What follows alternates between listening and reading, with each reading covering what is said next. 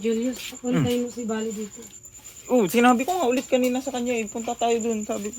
Dali, tawagin ko ulit. Sino? Si Valerie. Hilig daon. Yan. Tapos i-auntie mo doon sa kanyang pagluluto.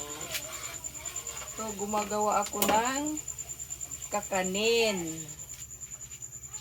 na malagkit na tapol. Tapos, si ate mo naman, naglilinis ng iluluto niya. Nagsalita ka, te. Hello. Nagawa ako ng creamy chicken mushroom. Mamaya. Nililinis ko muna para Ano mga sahog? Ano maganda. to? Iba yan. Hindi yan sa Ay, dito. para Para sa saan to? pakbit yan. Ito para sa bakbet. Ito naman para sa Creamy creamy chicken. chicken mushroom. Ilang kilo to, te?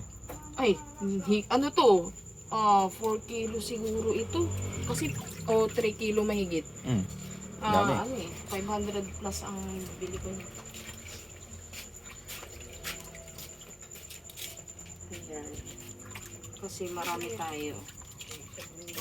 Wala yung gulay yan eh. Ay, kasi madaling lang.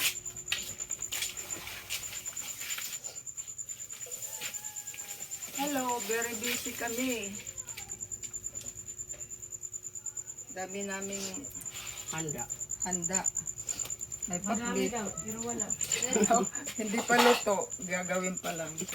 Doon na sa ano.